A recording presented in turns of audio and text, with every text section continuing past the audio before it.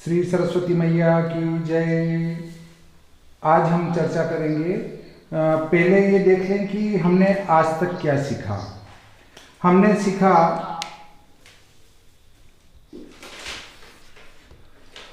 अक्षांश, रेखांश क्या है और इनको कैसे निकालें।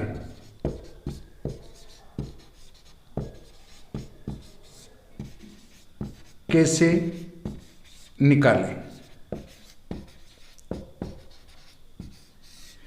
नंबर 2 पर हमने सीखा घटी से घंटे बनाना। घंटे बनाना,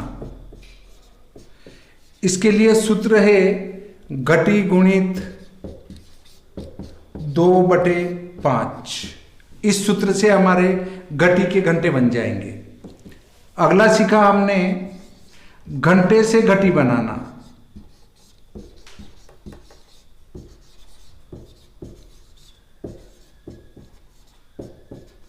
इसका सूत्र है हमारा घंटे गुणित 5/2, तो वो घटी बन जाएगी। इसके बाद हमने सीखा दैनिक लग्न प्रवेश। दैनिक लग्न प्रवेश सारिणी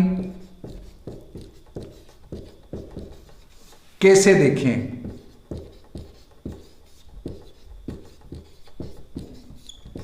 इसके बाद हमने सीखा दैनिक लग्न प्रवेश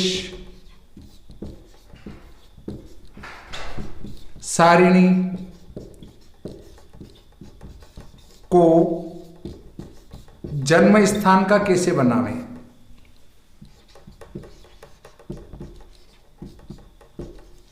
का कैसे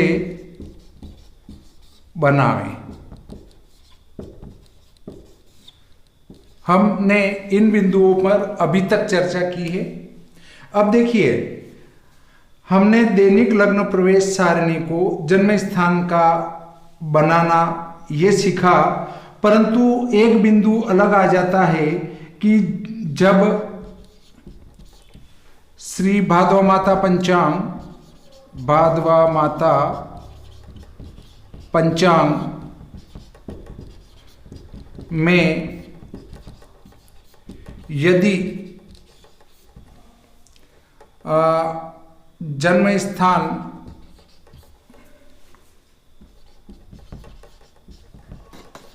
के अक्षांश, रेखांश, लग्नांतर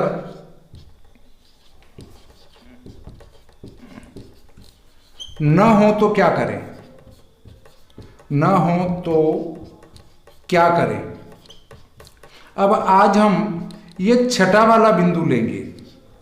छठा वाला बिंदु कहता है कि जब पंचांग के अंदर हमें अक्षांश रेखांश नहीं मिले, लग्नांतर नहीं मिले, तो क्या करें। इस छठे बिंदु पर हम चर्चा करेंगे। देखिए, श्री भादव माता पंचांग का निर्माण अक्षांश 24-28 और रेखांश 74-51 पर हुआ है। इसके लिए देखें, आप पृष्ठ क्रमांक भादव माता पंचांग निकालें और पहला कवर उसके पीछे वाला पेज निकालें। पहला कवर उसके पीछे वाला पेज। कवर के पीछे लिखा है श्री भादव माता हाँ, आवाज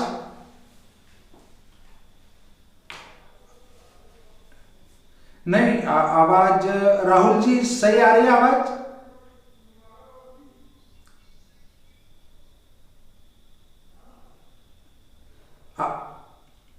अच्छी आ रही है। तो जिनके आवाज नहीं आ रही उनका नेट गड़बड़ होगा। एक बार नेट बंद कर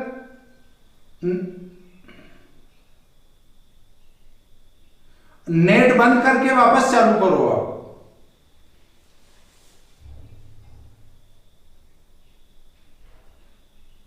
हाँ, तो नेट बंद करके वापस चालू करेंगे आप तो व्यवस्थित चल जाएगा। करा चालू।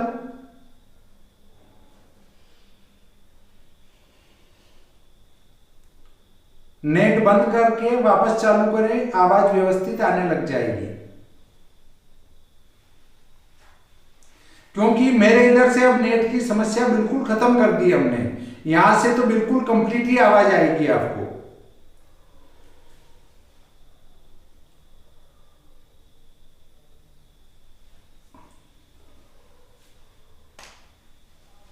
आवाज वापस रिटर्न होती है उससे। देखिए, यदि स्थान के अक्षांश रेखांश लग्नांतर नहीं मिले तो क्या करेंगे, अब आज उस पर चर्चा करेंगे। उसके पहले आप देखें श्री भादो माता पंचांग के कवर के पीछे वाला पेज, उसमें लिखा है कि श्री भादो माता पंचांग का सभी गणित निम्मच के अक्षांश 24, 28 व उत्तर व रेखांश 74, 51 पूर्व पर किया गया है। देखिए, हमारे भारत के जितने भी अक्षांश है सभी उत्तर है और जितने भी रेखांश है सभी पूर्व हैं। एक ये बात आप ध्यान में रखें। तिथि, नक्षत्र, योग व करण के घटिपल निमच के स्पष्ट सूर्योदय से समाप्ति काल के हैं। तिथि नक्षत्र के घंटा मिनट भारतीय स्टैंडर्ड टाइम से समाप्ति काल के हैं, जो भारत में सर्वत्र उसी टाइम से होंगे। अब इस पेज को पूरे को पढ़ लेते हैं। इस पंचांग में करण सूर्योदय कालीन दिए गए हैं। अग्रिम करण उससे आगे वर्तमान तिथि के अर्धभाग तक समझे। एक तिथि में 2 करण होते हैं, अर्थात 60 घटी की एक तिथि है 24 घंटे की, तो 12 घंटे का एक करण होगा और 12 घंटे का एक दूसरा करण होगा। सूर्योदय सूर्यास्त भारतीय स्टैंडर्ड टाइम के अनुसार नीमच नगर के हैं। सूर्योदय और सूर्यास्त जो है वो नीमच नगर के दिए गए हैं। सूर्योदय सूर्यास्त किरण वक्री भवन संस्कार रहित हैं। प्रत्यक्ष देखने के लिए सूर्योदय में 2 मिनट घटावे व सूर्यास्त में 2 मिनट जोड़े। मैं आपको किरण वक्री भवन संस्कार चित्र बनाकर समझाऊंगा, जल्दी समझ में आ जाएगा। सूर्य चंद्रादि ग्रहों का राशादि संचार भद्रा पंचक ग्रहों के उदयस्त वक्र मार्ग आदि भारतीय स्टैंडर्ड टाइम में है, जो भारत में सर्वत्र उसी टाइम में होंगे। यह इस पंचांग की मुख्य विशेषता है। महीनों में प्रतिदिन का सूर्य स्पष्ट, अष्टमी, पूर्णिमा एवं अमावस्या के ग्रह स्पष्टों के राशादिमान स्टैंडर्ड टाइम प्रातः 5:30 के हैं।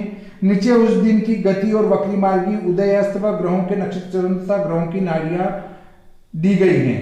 ग्रह स्पष्टों के साथ दी गई कुंडली भी उसी समय की है। तिथि व नक्षत्र तथा चंद्रमा, भद्रा, ग्रहचार आदि में 13, 14, 15 दिए गए घंटा मिनट रेलवे टाइम के अनुसार हैं। आगे दिए 24, 25, 26 आदि अंक रात्रि का समय बताते हैं। जैसे 24 को रात्रि के 12 बजे, 25 को रात्रि के 1 बजे, 26 को रात्रि के 2 बजे समझे। इसी प्रकार आगे के अंकों में से 24 घटाकर अर्धरात्रि के बाद का समय समझे। इस चीज को मैं पहले भी समझा चुका हूं कि दैनिक लग्न प्रवेश सारणी समझाते टाइम कि यदि 24 से ज्यादा हो तो रात्रि 12 बजे के बाद का समय होगा और उसमें से 24 घटाएंगे, और यदि 12 से ज्यादा है और 24 से कम है तो 12 घटाएंगे। इस पंचांग का गणित भारत सरकार द्वारा स्वीकृत दृश्य पद्धति से किया गया है। यह निर्यण पद्धति को सर्वत्र मान्य की है। अयनांश चित्रपक्षी धुनन संस्कार युक्त ग्रहण किए गए हैं। दैनिक लग्न सारणी में समय का उल्लेख स्टैंडर्ड टाइम के अनुसार निमज का है और लग्न का प्रारंभ काल लिखा गया है। लस्टर में एबीसी आदि चिन्ह दिए हैं। उनका अर्थ यह है कि विवरण उस लाइन में नहीं आ सका जो चिन्ह जहां लगाया है, वैसा ही चिन्ह कहीं दूसरी लाइन में लगाकर शेष विवरण लिखा है। ये हम किसी भी पंचांग को देखें तो पहले उसका पूरा परिचय देखें और पढ़ लें, ताकि उस पंचांग को समझने में आसानी हो। अब देखिए, हम दूसरा प्रकरण लेते हैं।